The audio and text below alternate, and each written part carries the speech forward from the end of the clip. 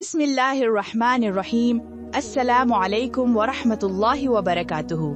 ये सवाल बहुत से लोगों के जहन में आता है, आखिर एक मर्द को 4 औरतों से शादी की इजाजत क्यों है और एक औरत 4 मर्दों से शादी क्यों नहीं कर सकती? क्या ये इंसाफ है? क्या ये औरत के हक के खिलाफ नहीं? आइए आज हम इस सवाल का जवाब अक्ल, फितरत और कुरान की रोशनी में समझते हैं। सबसे पहले ये समझना जरूरी है कि इस्लाम में तअद्दुद अज़दवाज यानी 4 शादियों का मतलब अय्याशी नहीं बल्कि जिम्मेदारी है। अल्लाह ताला ने सूरह निसा आयत नंबर 3 में फरमाया, और अगर तुम यतीम लड़कियों से बेइंसाफी करने से डरते हो तो जो औरतें तुम्हें पसंद आए उनमें से 2-2, 3-3, 4-4 से निकाह कर लो। अगर तुम्हें खतरा हो कि इंसाफ ना कर सकोगे तो फिर एक ही से निकाह करो या जो लौंडी तुम्हारे मिल्क में हो वही सही। ये तरीका बेइंसाफी से बचने के लिए ज्यादा करीब है।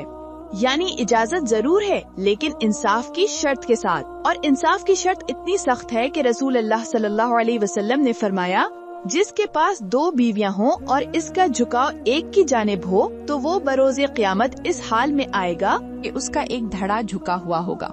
अबू दाऊद हदीस 2133। अब आते हैं असल सवाल पर, क्या औरत भी 4 मर्दों से निकाह कर सकती है? जवाब है नहीं, और इसकी सबसे पहली वजह है औलाद का नसब यानी नस्ल की पहचान। अगर एक औरत बैक वक्त 4 मर्दों से निकाह करे और उसे औलाद हो जाए तो ये कैसे मालूम होगा कि बच्चा किसका है?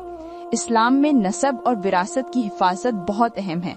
अगर ये निजाम खत्म हो जाए तो खानदान, जायदाद, जिम्मेदारियां सब उलझ जाएंगी। दूसरी बात यह है कि औरत और मर्द की फितरत मुख्तलिफ है। अल्लाह ने औरत को हमल, पैदाइश और तरबियत की जिम्मेदारी दी है।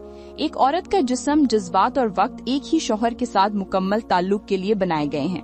अगर औरत के कई शौहर हों तो नफसियाती दबाव, जिस्मानी उलझनी और औलाद के हुकूक सब खतरे में पड़ जाएंगे।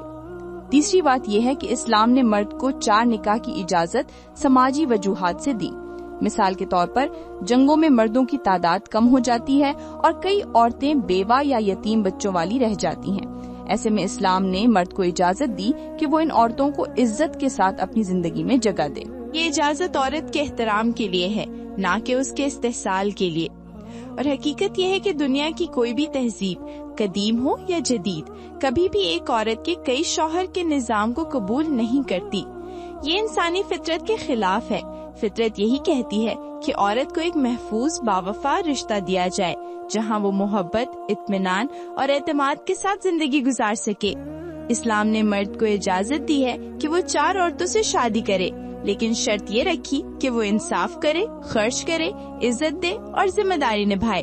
जबकि औरत के लिए एक शौहर का रिश्ता उसकी इज्जत, सुकून और खानदान के तहफ़्फ़ुज़ का जरिया है।